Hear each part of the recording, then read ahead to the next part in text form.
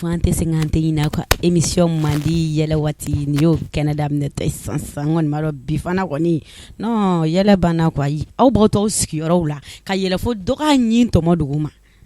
hali ni sini min kan ka yɛlɛ o b'a ka yɛlɛ bɛɛ kɛ bi dankɔrɔba 2 de bɛ yan ala kelen tɔnɔ kelen ye papa ye ayi kelen min tɛ se ka fɔ ma ko tɔnɔ walayi kelen kɔni bɛ yen o ye n kɔrɔkɛ ye kan jumɛn o la ça va kosɛbɛ ça va alhamdulillah petit awɔ nin ye tɔnɔ ye petit okay donc i bɛ sɔn o ma non bɛ sɔn o ma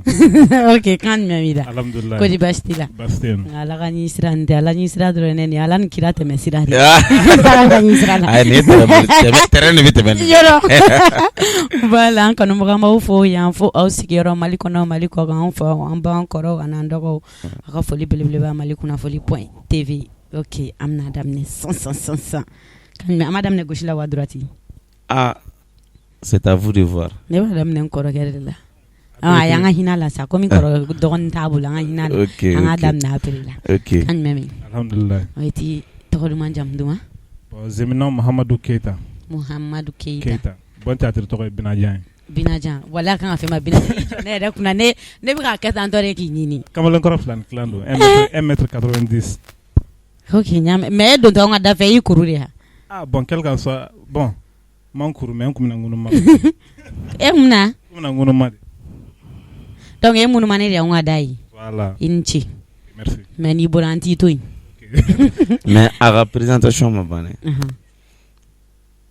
ah zele entre parenthèses marakala zo tɛ 2 ye Binajan o tiɲɛ don dɛ Binajan marakala zo tɛ mais i bɛ ala kama an ka micro kalifa bila i tatɔ ka na micro in suɲɛ ala ni ala kɛ ayiwa ne kɔni y'a f'i ye ne kɔni y'a f'i ye dɛ non zele ta ye faamunen don mɔgɔna san ayi jumɛn nin ko in ɲɛdɔnnen don koyi jumɛn rankin de bɛ yen ale b'o kalama ne b'o kalama i ka kuma ka ca n'i m'a dabila mais non de bavard ta dɛ ok kɔrɔkɛ oui kan jumɛn min ça va i b'a kan dɔɔni i t'i tɔgɔ fɔ mɔgɔw ye tuguni awɔ a baasi tɛ donc ne delila ka n tɔgɔ fɔ mɔgɔw aw bɛ ne tɔgɔ dɔn ka ban i de ye lɔgɔmuso kɔrɔkɛ ne tɔgɔ ko Usumani n jamu Gido voilà chatiri bɔtɔrɔ sa wa fɔ ma ko Zele dere ne de Zele merci aw fila bɛ merci voilà Binajan marakala zone tɛ 2 ye Binajan don kan jumɛn min alhamdulillah basi voilà an bɛna ɲininkali damadɔni tɛngu i la n'a tigɛ basi non basi t'a la n'ala sɔnna Binajan yalima ni e yɛrɛ san joli ni baara in kɔnɔ bon alhamdulillah ne donna comédie la waati jan ko tɛ ne yɛrɛ filɛ nin san 2nan de la a la san 2nan na la o ye tabarikala ye yalima depuis yɛrɛ donna kɔnɔ i ye mun faamuya comédie yɛrɛ tagabolo la bon en vrai dire ne yɛrɛ baara kanu n donna a kɔnɔ depuis bi tɛ baara in kun ka di ne yɛrɛ ye mun y'a diya i ye bon a ka ca kelen fɔ an ye bon a kun yɛrɛ belebele ye mun ye n y'a jateminɛ comédie kɔnɔ ko caman bɛ kɛ an ka sigidaw kɔnɔna na i b'a sɔrɔ a fɔli ma nɔgɔn bɛɛ ma nka ne yɛrɛ y'a jateminɛ comédie kɔnɔ n'i y'a kɛ ka ɲɛ a bɛ komi waajuli n'i y'a kɛ ka ɲɛ bari comédie ne bɛ se k'a fɔ a ma faamu kosɛbɛ maa caman fɛ bari u b'a bila ka comédie minɛ ni baara qualité dɔ ye mais o tɛ quoi ne yɛrɛ ka hakilina na ne bolo n'a kɛra ka ɲɛ an bɛ jɔdaba de fa an ka sigida kɔnɔ ani jamana yɛrɛ kɔnɔ n'a kɛra ka ɲɛ n'a faamuna fana donc hali ka da o yɔrɔ kan comédie diyara ne ye Zele ye n kɔrɔkɛ don n karamɔgɔ don ale yɛrɛ ye n dɛmɛ ko caman na a ko kɔnɔ bon n denkɛ fana don awɔ parce que i ye Keita ye donc n'o don e bɛ fɛ ka fɔ k'i denmuso ye ne fana ye parce que ne ye karambe de ye o hakili b'a tɔ dafa ok Binajan e yɛrɛ mun y'a to e ye Binajan da i yɛrɛ la bon Binajan n m'a da n yɛrɛ la Binajan tɔgɔ in sɔrɔla an bɛ ka film min tourner tɔgɔ in sɔrɔla o de fɛ donc e fana m'a bɔ i yɛrɛ la non ne m'a bɔ n yɛrɛ la tuguni d'accord Binajan an bɛ don min na i komi bi e ye mun ne faamuya théâtre yɛrɛ tagabolo la i ɲɔgɔnnaw fɛ e ye jumɛn faamuya tagabolo la? Bon ne yɛrɛ ka faamu na théâtre in bi position min na ne yɛrɛ ɲɔgɔn bolo foyi tɛ ɲɔgɔn minɛ bɔ quoi an ka ɲɔgɔn minɛ fɔlɔ bari baara in bɛ cogo min na ne yɛrɛ ka hakilina na baara in a juguya n'a kɔnɔna ka bon trop donc ne ka hakilina na an minnu ye génération kelen an ka ɲɔgɔn minɛ ka kɛ kelen ye donc pour que baara in ka se ka taa ɲɛ an bɛɛ lajɛlen bolo bari gɛlɛya caman bɛ baara in kɔnɔ donc ni mun bɛ mun dɔn ni mun t'a dɔn mun ye mun dɔn an k'o t'o bolo quoi an ka dɔn karisa a bɛ nin dɔn ne t'a dɔn donc i bɛ gɛrɛ a la yɛrɛ bonya tɛ dɔ wɛrɛ tɛ donc an ka dɔn an bɛɛ de ye kelen ye donc an ka ɲɔgɔn minɛ quoi. Binajan yalima e yɛrɛ ye gɛlɛya sɔrɔ baara in kɔnɔ depuis k'a daminɛ komi i yɛrɛ ko ko nin y'i san 2 y'a kɔnɔ i bɛ se ka dɔɔni fɔ an ye o kan? Bon n bɛ se k'a fɔ n ye gɛlɛya sɔrɔ a kɔnɔ komi n ma gɛlɛya fana sɔrɔ a kɔnɔ bon diɲɛ baara o baara n'i b'a la gɛlɛya b'a kɔnɔ nɔgɔya b'a kɔnɔ ne yɛrɛ bɛ baara in na kuma caman fɔra ne yɛrɛ ma kuma caman a dɔw yɛrɛ bɛɛ tɛ se ka fɔ yɛrɛ a bɛ f'i ma famille na a bɛ f'i ma sigidaw la donc an b'a bɛɛ to yen quoi n'i ɲɛsin mun ma dɔrɔn i ɲɛsin o ma quoi vraiment ne yɛrɛ degun min bɛ ne yɛrɛ kan u bɛ kuma minnu fɔ an ma surtout mɔgɔ dɔw yɛrɛ bɛ kuma dɔw f'i ma i ni minnu yɛrɛ bɛ jɛ la i sigilen tɛ n'a ye maa minnu bɛ kari ka kuma minnu f'i ma olu k'a f'i ma vraiment a dɔw la a b'i tɔɔrɔ bari dɔ ka kuma dɔ f'i ma a bɛ ku i la ka tɛmɛ dɔ k'a f'i ma o fana gɛlɛya b'an kan kosɛbɛ. Ok Binajan faamuyali sɔrɔ olu la merci donc an bɛ na ne kɔrɔkɛ yɛrɛ fɛ yen ne kelen kɔrɔkɛ kan jumɛn bɛ da? Mɛ kan foyi tɛ n da. Kan foyi t'i da? Dɛrɛ kan bɛ boda parako wa? Walayi kan tɛ boda parako. Ok kɔrɔkɛ an bɛ fɛ k'i ɲininka. Oui. Tɛ baasi ye? Baasi foyi tɛ. Ok ne kɔrɔkɛ yalima depuis i yɛrɛ donna baara in kɔnɔ gɛlɛya b'a kɔnɔ nɔgɔya b'a kɔnɔ. C'est vrai. Yalima i bɛ se ka gɛlɛya dɔɔni fɔ n ye i ka baara in tagabolo la? Ouais bon vraiment diɲɛlatigɛ baara o baara gɛlɛya b'a la c'est vrai bon comédie a ka gɛlɛn i n'a fɔ Binajan y'a fɔ cogo min na comédie gɛlɛya yɛrɛ fɔlɔfɔlɔ bɛ sɔrɔ mun fɛ parce que a ma faamu quoi baara in ma faamu parce que mɔgɔw bolo n'i kɛra comédien dɔrɔn i kɛra maalankolon de maa caman bolo dɔw y'a faamu ka ban quoi dɔw commencera k'a faamu mais dɔw bolo n'i kɛra comédien dɔrɔn i kɛra maalankolon de i tɛ maa ɲɛnama ye donc a bɛ maalankolonya de la a bɛ kolankolon de la o gɛlɛya b'a kɔnɔna la donc f'i k'o de assumer fɔlɔ e yɛrɛ k'a kanu quoi de fait qu'il y a assumé choisi donc i b'a assumer de fɛn fɛn bɔra a kɔnɔ o bɛɛ y'a dɔ de i bɛ nɛni i bɛ minimiser dɔw yɛrɛ b'i kɛ mɔgɔ sugu dɔ ye o bɛɛ bɛ kɛ mais assumer un jour ils vont te respecter parce que n'i ye baara kɛ nafa o de kɔfɛ donc ni nafa nana don min na n'u commencera k'i ka baara ye don min na donc o don u bɛna dɔn ka fɔ a tiɲɛ yɛrɛ la ja a tun bɛ fɛn min na kolankolon tɛ donc o gɛlɛya bɛ baara in kɔnɔ kosɛbɛ donc gɛlɛya filanan ye mun ye baara in kɔnɔna la i n'a fɔ n bɛ segin Binajan ye kuma yɔrɔ dɔ fɔ c'est très très important an yɛrɛ dama ni ɲɔgɔn cɛ tu vois nin yɔrɔ in na n bɛ lancement kɛ Mali comédie génération denmisɛnnin bɛɛ lajɛlen ma kan tɛ kɔrɔbalenw ma dɛ denmisɛnnin bɛɛ lajɛlen an ka ɲɔgɔn minɛ an ka kɛ ɲɔgɔn fɛ c'est à dire diɲɛ fɛn dɔ de quoi diɲɛ bɛna fɔ foro de quoi diɲɛ bɛna fɔ kungo de quoi kungo kɔnɔna tu vois ni dugu jɛra misiw bɛ bɔ bɛɛ bɛ taa kungo kɔnɔ o bɛɛ bɛ taa bin dun bin min bɛ don i kɔnɔbara la i b'o de dun k'i fa o bɛ segin ka na so a bɛ mun bɔ kungo bin na ni dugu jɛra o bɛ taa tuguni tiɲɛ don wa tiɲɛ tɛ donc diɲɛ bɛ ten de quoi bɛɛ b'i garisɛgɛ de sɔrɔ n'i bɛ se ka min kɛ mɔgɔ min dɔrɔn a ka ye n'i bɛ se ka hadamaden dɛmɛ fɛn min na dɔrɔn a dɛmɛ kana fɔ ni ne ni porte in dayɛlɛ karisa a bɛ kɛ nin ye ou bien non i t'a sɔrɔ ala y'a d'a kama quoi mɔgɔw tɛ kelen ye quoi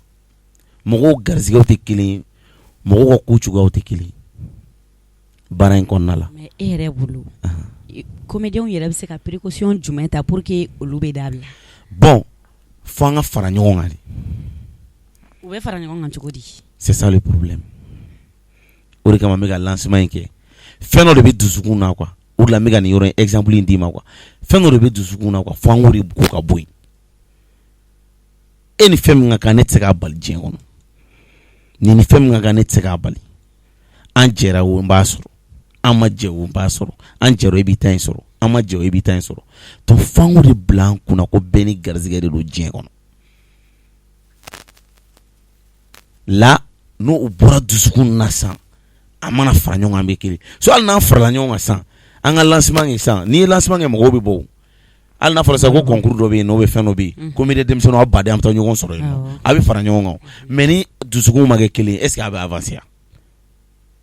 ça n'avance pas o de ye problème ye o problème ba yɛrɛ de b'an kan. Zele yalima kunun comédie kɔnɔ ani bi kɔnɔ e différence jumɛn y'u ni ɲɔgɔn cɛ. bɔ subhanallah. non alors que bi an ye chance sɔrɔ hali ka tɛmɛ kunun mɔgɔw kan j'ai eu la chance ka mɔgɔ dɔw rencontrer comédien kɔrɔba dɔw j'ai eu la chance ka baro kɛ n'u ye bi anw donna comédie la bi dɔrɔn ko sini an ka kɛ fɛn parce que bɛɛ ni donkun de don baara in na o de y'a to n ko n'i bɛ baara fɛn fɛn kɛ a kanu quoi i m'a faamuya n'i ye baara kanu n'i y'a kɛ hali n'i ma fɛn sɔrɔ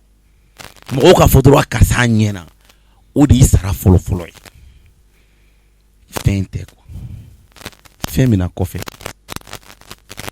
t'a dɔn n'i bɛ k'a faamu bon dɔw donna ko parce que n'i donna dɔrɔn k'i bɛ fɛn sɔrɔ a la n'i donna n'o hakilina ni fɛn ma sɔrɔ i bɛ décourager ou bien e ka baara bɛɛ e ka fɛn bɛɛ de bɛ kɛ fɛn bɛ sɔrɔ cogo di e mago b'o dɔrɔn de la mais baara in yɛrɛ bɛ kɛ cogo min na k'a ɲɛ e t'o ye quoi n t'a dɔn n'i bɛ k'a faamuya donc o de différence bɛ anw ni kunun mɔgɔw cɛ kunun olu kun ka sira tɛ fɛn na olu kun ye baara in kanu de ye kunun olu ye exemple de yira an na olu ye min sɔrɔ a kɔnɔ o ka bon olu k'u degun min sɔrɔ a kɔnɔ o ka bon n'anw ta ye olu ye sɛgɛn min kɛ an tɛ se k'o kɛ o les réseaux sont là an filɛ nin bɛ bila YouTube kan sisan bɛɛ b'a lajɛ fɔlɔ o kun tɛ o f'i ka taa ORTM de la an ye chance sɔrɔ mais an y'a ba f'u ye i ma faamuya an ye chance sɔrɔ an tɛ ka se a exploiter cogo ɲuman de la mais o bɛ kumanin dɔ fana fɔ ko théâtre ye mɔgɔ lankolon baara ye mais mɔgɔ lankolon den tɛ se k'a kɛ ne bɛ fɛ i b'o yɔrɔnin ɲɛfɔ ne ye dɔɔnin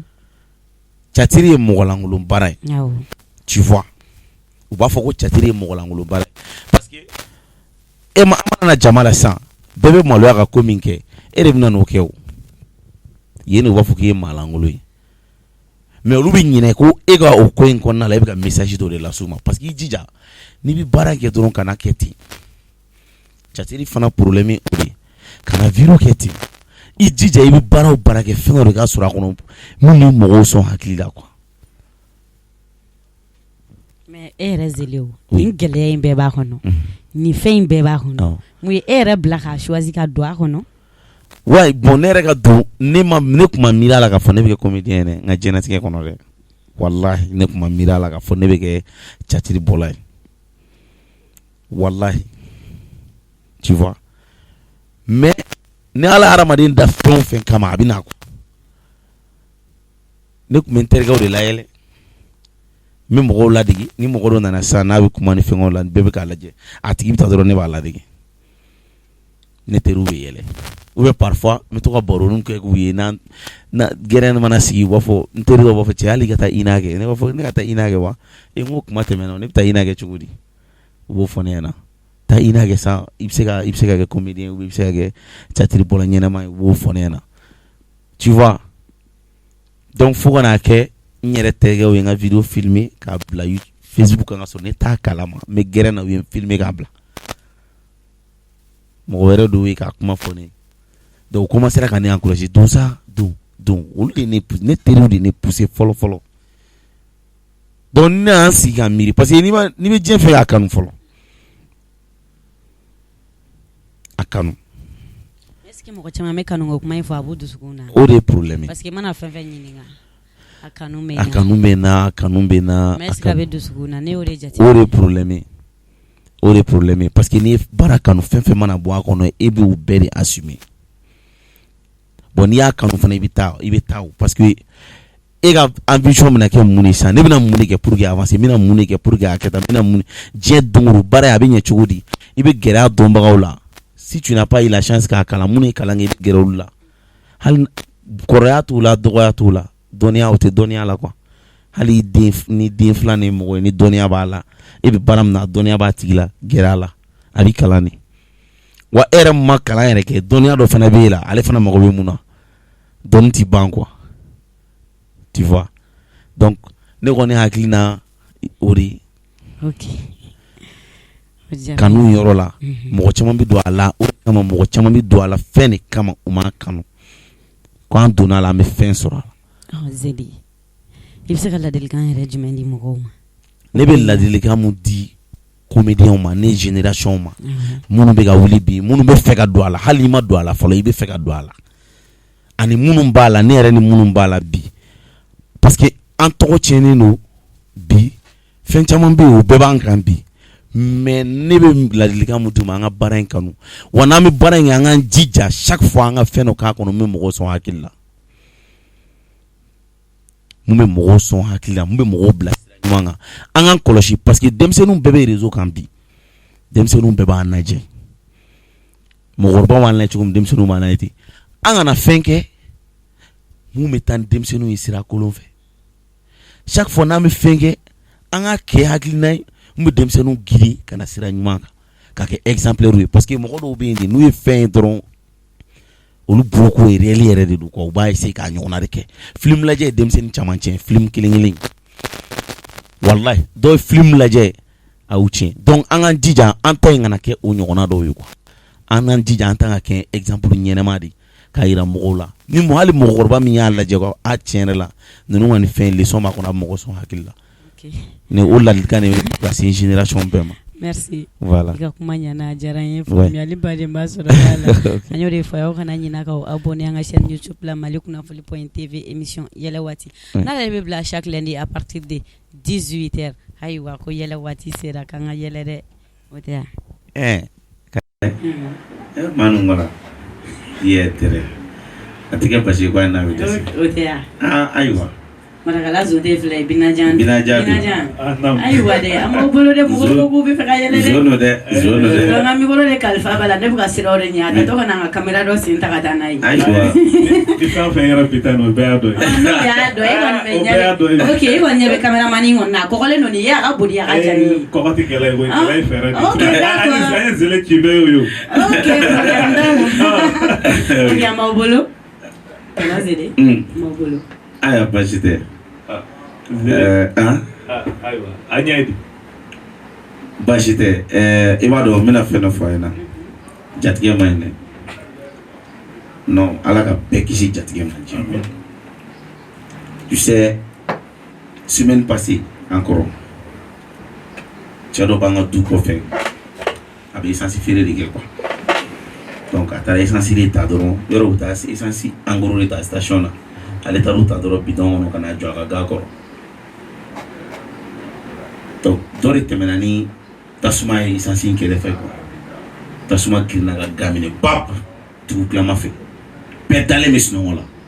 a muso kulila wuuyi a ye na ka kuli u ka du kɔnɔ a ye na ɲama mɔgɔw bɔra dɔw ye so faji la dɔw ye bɔgɔ ni fɛnw cɛ donc juste an kɔrɔkɛ dɔ bɛ yen ale kun dara ka ban quoi tu vois ale kun dara ka ban ale bɛ sunɔgɔ la ale ye kulekan mɛn dɔrɔn ale wulila donc ale kun ye furukiya de don dɔrɔn k'i da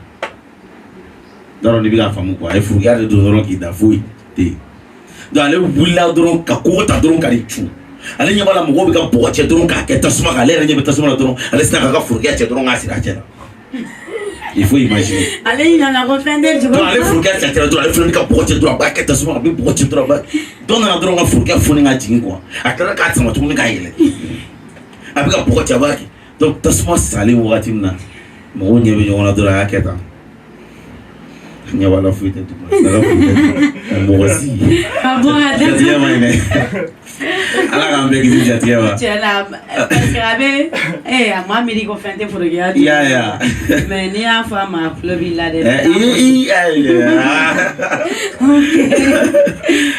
tɔnɔ Binajan a b'i bolo an b'an to nin yɔrɔ in na an bɛ Mali dɔgɔnɔ bɛɛ lajɛlen fo o kelen dɔgɔnɔ ko ka di ne yɛrɛ depuis ala yɛrɛ ka ne yɛrɛ dan ne ma dɔgɔnɔ yɛrɛ ɲɔgɔn fiya ɲɛnama ye fiya bɛɛ Mali bɛɛ dɔgɔnɔ ɲɔgɔn tɛ ala ɲɛ ba kelen ji ma tɛrɛ ba kelen dɔgɔnɔ i t'a laban lamɛn a bɛna min fɔ ɲɛ ba d'a ma sa n ko a bɛ fɔ nin tubabukan na de ko c'est le flattement voilà voilà Zele y'a ɲɛdɔn nanzarakan la a bɛ fɔ ko le flattement e y'a ɲɛdɔn e Kuyate dɔgɔnɔ premier marque bɛ yen a deuxième marque bɛ yen a troisième marque bɛ yen o kelen ni dɔgɔnɔ yɛrɛ tɛ ala m'o kɛ fiyasi ye olu si tɛ anw yɛrɛ min ye dɔgɔnɔ ye an t'o dɔn fɔlɔ an bɛ o de ɲɛfɔ aw ye dɔgɔnɔ premier marque ni bɛ fɛ k'a dɔn dɔgɔnɔkɛ fi mana se san 18 ma a bɛ dɔgɔnɔmuso tigɛ n'u y'a tigɛ u bɛ Mali jamana yɛrɛ bɛɛ bila pewu u bɛ taa Sénégali Mauritanie soit Côte d'Ivoire olu mana den o den sɔrɔ o la olu denw de ye dɔgɔnɔ premier marque ye o kɛlen ala y'o k'u ye n bɛ feere de fɔ aw ye tan dɔgɔnɔ deuxième marque dɔgɔnɔkɛ san 18 a bɛ dɔgɔnɔmuso tigɛ a b'u ka village bila pewu donc a bɛ taa kɛrɛfɛ village la o mana den o den sɔrɔ yen nɔ olu de ye dɔgɔnɔ deuxième ala ye kobako ye dɛ donc dɔgɔnɔ troisième marque de sa o de y'a fugariw ye olu de fagolo ninnu dɔgɔnɔ yɛrɛ fiyɛ bɛɛ ye olu de bɛ dɔgɔnɔmuso tigɛ dɔrɔn ka sɔrɔ ka quartier bila ka t'u dan n'a ye quartier wɛrɛ la donc n'olu ye den min sɔrɔ o la olu ye dɔgɔnɔ troisième marque ye ni dɔgɔnɔ yɛrɛ t'o tɛ fiya foyi la walayi ala y'o k'aw ye dɛ i tɛ wuli ka bɔ ne nin jɛ n ka se ka nin furu dɛnɛ nɔ k'a fa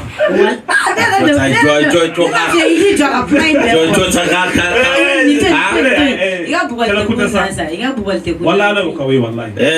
ala yɛrɛ de y'o kɛ dɔgɔnɔ ye ala n ko namɛ walayi bozo e mɛ a dabila n'i taara Suguninkura la